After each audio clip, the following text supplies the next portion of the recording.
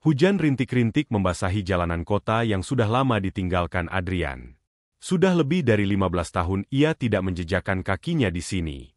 Dulu, kota ini penuh kenangan, tempat ia merasakan cinta, kebahagiaan, dan juga kehilangan yang begitu mendalam. Kini, ia kembali, bukan untuk merajut ulang masa lalu, tetapi untuk memenuhi janji yang sudah terlalu lama tertunda. Adrian melangkah masuk ke sebuah toko bunga kecil di sudut jalan, tempat yang masih sama seperti dulu. Aroma mawar, lili, dan lavender menyambutnya dengan lembut. Tapi ia tidak mencari bunga-bunga itu. Matanya langsung tertuju pada satu sudut rak, tempat rangkaian tulip merah disusun rapi. Tulip merah, bunga kesukaan Liana, istrinya. Saat Adrian hendak mengambil satu buket, suara kecil yang ragu-ragu terdengar dari belakangnya. "Permisi," Tuan. Adrian menoleh dan melihat seorang gadis kecil berdiri di ambang pintu. Pakaiannya lusuh dan kebesaran, rambutnya kusut, dan di balik rok yang terlalu pendek, lututnya terlihat penuh luka memar.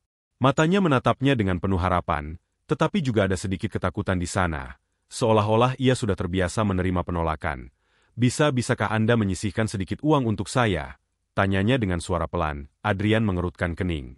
"Untuk apa uang itu?" Gadis itu menggigit bibirnya sebelum menjawab dengan lirih. "Saya ingin membeli bunga." Adrian tertawa kecil, tapi nadanya dingin. "Bunga? Apa yang akan dilakukan seorang pengemis dengan bunga?" Gadis itu menunduk, tetapi tetap berdiri tegak, mempertahankan martabatnya. "Saya hanya ingin membelinya untuk seseorang yang saya sayangi." Adrian mendengus, mencibir. "Kalau kau punya uang, sebaiknya kau gunakan untuk makan, bukan untuk hal tidak berguna seperti bunga." Gadis itu menggigit bibir lebih keras, seolah menahan sesuatu. Air mata mulai menggenang di matanya. Tetapi ia tidak membiarkannya jatuh. Setelah beberapa saat diam, ia berbalik dan pergi tanpa mengatakan apapun lagi. Adrian menghela napas kasar dan kembali fokus pada tulip di tangannya, tapi ada sesuatu yang mengganjal di dadanya. Saat ia melihat ke arah pintu, gadis itu sudah menghilang di antara gerimis yang turun semakin deras. Untuk alasan yang tidak bisa ia jelaskan, perasaan tidak nyaman mulai menjalari hatinya. Ada sesuatu pada gadis itu, sesuatu yang mengingatkannya pada seseorang. Adrian menggenggam erat buket tulip merah di tangannya, tetapi pikirannya melayang jauh ke masa lalu, ke saat ia pertama kali melihat Liana.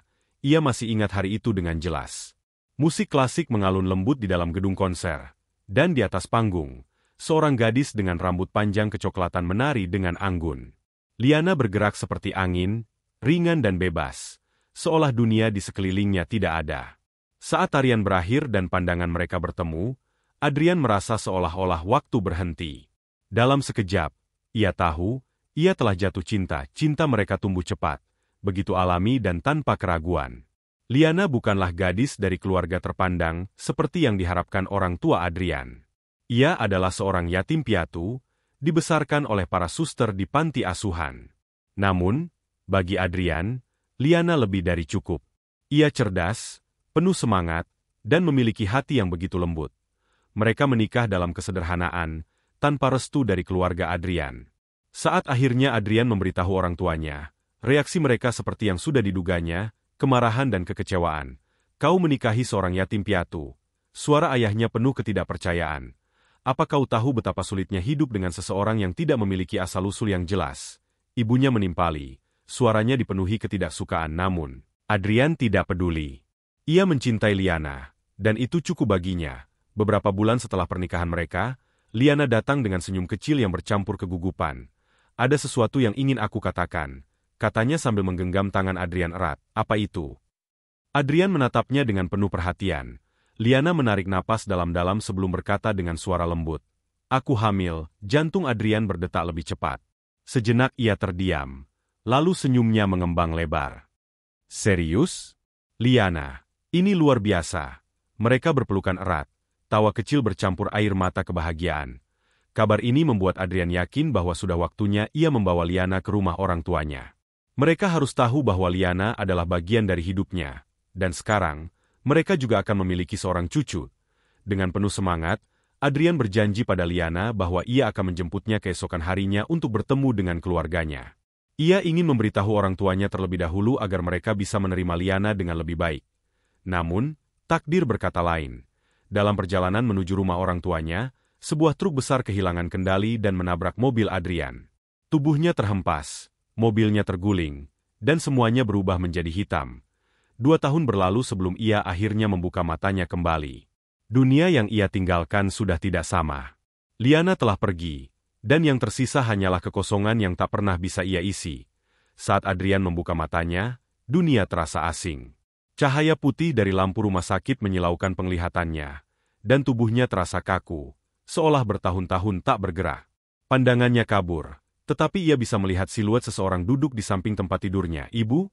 Suaranya serak, hampir tidak terdengar. Wanita parubaya itu menoleh dengan air mata menggenang di matanya.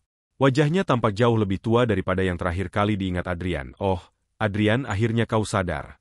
Suara ibunya penuh kelegaan, tetapi ada sesuatu yang aneh dalam sorot matanya. Sesuatu yang tidak bisa Adrian pahami saat itu. Dengan suara lemah, ia bertanya, "Di mana Liana?" Ibunya terdiam sesaat, lalu menghela napas panjang.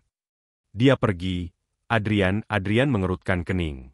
"Apa maksud ibu?" "Liana meninggalkanmu. Dan tidak ada bayi." Nak, kata-kata itu menghantamnya seperti pukulan di dada. "Tidak ada bayi? Tidak mungkin." Ia ingat dengan jelas malam saat Liana memberitahunya tentang kehamilannya. Bagaimana mereka berpelukan dalam kebahagiaan. "Semua itu tidak mungkin bohong, tidak?" bisiknya, menolak untuk percaya. "Aku tahu ini sulit. Tapi mungkin lebih baik seperti ini," ibunya melanjutkan, menepuk tangannya dengan lembut. "Dia bukan gadis yang tepat untukmu, Adrian. Lupakan dia." Tapi bagaimana mungkin ia melupakan seseorang yang menjadi dunianya? Adrian ingin mencari Liana, ingin mendapatkan jawaban, tapi tubuhnya masih lemah, pikirannya masih kabur. Saat akhirnya ia cukup kuat untuk pergi dari rumah sakit, 2 tahun telah berlalu. Terlalu banyak waktu yang hilang. Terlalu banyak yang berubah. Jika Liana benar-benar mencintainya, mengapa ia pergi begitu saja tanpa menunggu? Mengapa ia tidak pernah kembali? Dengan hati yang patah, Adrian akhirnya menerima kebohongan itu sebagai kebenaran. Ia tidak pernah mencari Liana lagi. Bertahun-tahun berlalu, dan luka itu tetap ada, tersembunyi di balik sikap dingin dan kesuksesan yang ia bangun. Namun, luka itu kembali menganga ketika ibunya, wanita yang selalu menjadi benteng kehidupannya, terbaring sekarat di tempat tidur. Di ruangan sunyi itu, hanya terdengar suara detak jantung yang lemah dan napas berat ibunya. Adrian menggenggam tangannya, mencoba menenangkan diri meski ada kegelisahan di hatinya. "Ibu, jangan bicara dulu. Istirahatlah," katanya lembut. "Tidak ada nanti." Kata-kata itu menusuk jantungnya, dengan suara lirih dan penuh penyesalan. Ibunya berkata, "Aku berbohong." Adrian menegang. "Apa maksud ibu? Liana tidak pernah meninggalkanmu." Aku yang mengusirnya." Air mata mengalir di wajah wanita tua itu. "Aku bilang padanya bahwa kau meninggal dalam kecelakaan." Adrian merasa dunianya runtuh. "Tidak. Itu tidak mungkin." Ibunya menutup matanya sejenak, lalu melanjutkan dengan suara lemah, "Aku pikir aku melakukan yang terbaik untukmu. Aku tidak ingin kau bersama seseorang seperti dia. Tapi aku salah. Nak, aku menghancurkan hidup kalian berdua." Kemarahan, kesedihan, dan penyesalan bercampur menjadi satu dalam dada Adrian. "Liana," bisiknya, nyaris tak terdengar. "Dia pergi. Dan anak kalian. Aku tidak tahu, Adrian. Aku tidak tahu." Air mata mengalir di wajahnya saat ia menunduk menatap wanita yang telah membesarkannya, yang kini terbaring dalam penyesalan. Dengan suara bergetar, ia berkata, "Aku memaafkan ibu. Tapi aku harus menemukan mereka." Adrian berdiri di tepi makam ibunya. Tangannya mengepal di sisi tubuhnya. Hatinya terasa berat, bukan hanya karena kehilangan, tetapi juga karena penyesalan yang mendalam. Ibunya telah pergi, membawa serta kebenaran yang telah dikubur selama bertahun-tahun. Namun, ada satu hal yang masih harus ia lakukan, mencari Liana dan anak mereka. Setelah pemakaman, Adrian mulai menyelidiki keberadaan Liana. Ia menghubungi kenalan lama, mencari catatan lama, tetapi semua usahanya menemui jalan buntu. Satu-satunya petunjuk yang ia miliki hanyalah tempat di mana Liana dibesarkan, panti asuhan St. Maria. Hari itu, Adrian mengemudikan mobilnya menuju panti asuhan yang terletak di pinggiran kota. Bangunan tua itu masih berdiri kokoh meski terlihat sedikit usang. Ia melangkah masuk, dan udara di dalam ruangan dipenuhi aroma kayu tua dan bunga melati yang diletakkan di sudut ruangan. Seorang biarawati berwajah lembut menyambutnya. "Selamat siang, Tuan. Ada yang bisa saya bantu?" Adrian menelan ludah. Hatinya berdebar. Saya mencari informasi tentang seseorang. Namanya Liana. Ia pernah tinggal di sini. Biarawati itu, yang ternyata bernama Suster Teresa, mengerutkan kening. Liana, ya. Saya ingat dia. Gadis yang manis dan penuh kasih sayang. Adrian mengangguk, merasa sedikit lega karena setidaknya ada seseorang yang mengingat Liana. Saya suaminya. Saya mengalami kecelakaan bertahun-tahun lalu dan baru sekarang tahu bahwa dia meninggalkan saya bukan karena keinginannya sendiri. Suster Teresa menatapnya dengan ekspresi iba. Tuan Adrian, saya tidak tahu bagaimana harus mengatakannya. Tetapi, Liana telah tiada. Dunia Adrian seakan berhenti berputar. Apa? Suaranya nyaris tak terdengar. Dia meninggal 5 tahun yang lalu. Lanjut Suster Teresa dengan suara lembut. Kami tidak tahu pasti bagaimana keadaannya sebelum itu. Tetapi dia kembali ke kota ini dalam kondisi yang sangat lemah. Dia tidak pernah memberitahu kami apa yang terjadi padanya selama bertahun-tahun ia pergi. Adrian merasakan lututnya melemas. Liana telah pergi. Gadis yang pernah menjadi dunianya, yang ia cintai lebih dari apapun, telah meninggal tanpa ia ketahui. Ia menutup matanya, menyesali waktu yang telah terbuang. Jika saja ia tahu lebih cepat. Jika saja ia tidak mempercayai kebohongan ibunya, namun, masih ada satu pertanyaan besar yang menghantui pikirannya. Bagaimana dengan anak kami? Tanyanya dengan suara parau. Dia punya anak, bukan? Suster Teresa mengangguk pelan. Ya, seorang gadis kecil. Dia tinggal di sini selama beberapa tahun sebelum akhirnya diadopsi oleh sebuah keluarga. Adrian merasa secercah harapan muncul di hatinya. Jika anak mereka masih hidup, maka ia masih memiliki kesempatan untuk memperbaiki segalanya. Di mana dia sekarang? Tanyanya penuh harap. Suster Teresa menggelengkan kepala dengan wajah sedih. Kami kehilangan jejaknya setelah ia diadopsi. Keluarga yang mengadopsinya pindah keluar kota, dan kami tidak lagi memiliki informasi tentang mereka. Adrian mengepalkan tangannya. Ia telah kehilangan Liana, tetapi ia tidak akan kehilangan anak mereka juga. Tidak kali ini, dengan tekad yang membara, ia bersumpah akan menemukan putrinya, bagaimanapun caranya. Adrian berjalan perlahan melewati barisan makam di pemakaman Evergreen. Langit sore berwarna keemasan, memberikan cahaya hangat yang bertolak belakang dengan dinginnya perasaan di dadanya. Ia menggenggam erat buket tulip merah di tangannya, bunga favorit Liana. Ia belum pernah datang ke tempat ini sebelumnya. Rasanya terlalu menyakitkan untuk menghadapi kenyataan bahwa wanita yang pernah menjadi pusat hidupnya telah tiada. Namun, setelah semua yang terjadi, setelah semua kebenaran yang akhirnya terungkap, ia tahu bahwa ia harus ada di sini. Saat ia semakin dekat ke makam Liana, langkahnya tiba-tiba terhenti. Di sana, berlutut di depan batu nisan, seorang gadis dengan pakaian lusuh tengah mencabuti rumput liar di sekitar makam. Rambutnya panjang dan berantakan, tubuhnya kurus, dan lututnya terlihat memar. Meski tampak rapuh, ada sesuatu yang begitu lembut dan penuh kasih dalam caranya memperlakukan makam itu. Adrian mengerutkan kening, mengamati gadis itu dengan rasa ingin tahu. Ia melihatnya mengambil seikat bunga aster liar dari kantong bajunya dan meletakkannya dengan penuh penghormatan di atas nisan. Lalu, dengan suara lembut, gadis itu berbicara. Maafkan aku, Bu. Aku tidak bisa mendapatkan bunga tulip hari ini, tapi aku membawa bunga aster untukmu. Aku harap ibu menyukainya. Adrian membeku.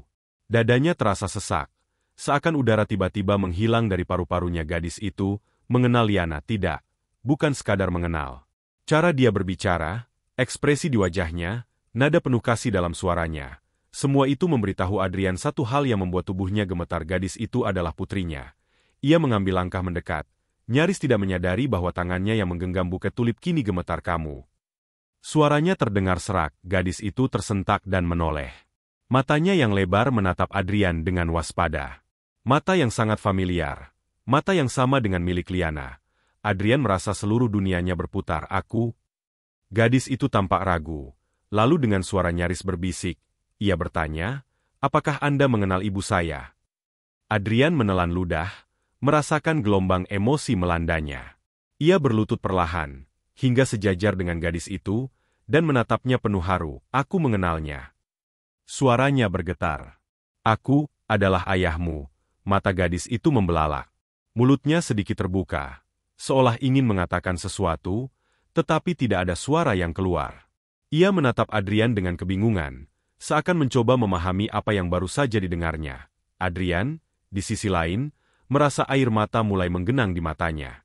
Setelah bertahun-tahun kehilangan, setelah sekian lama dikhianati oleh kebohongan, akhirnya ia menemukan satu-satunya hal yang tersisa dari Liana, putri mereka.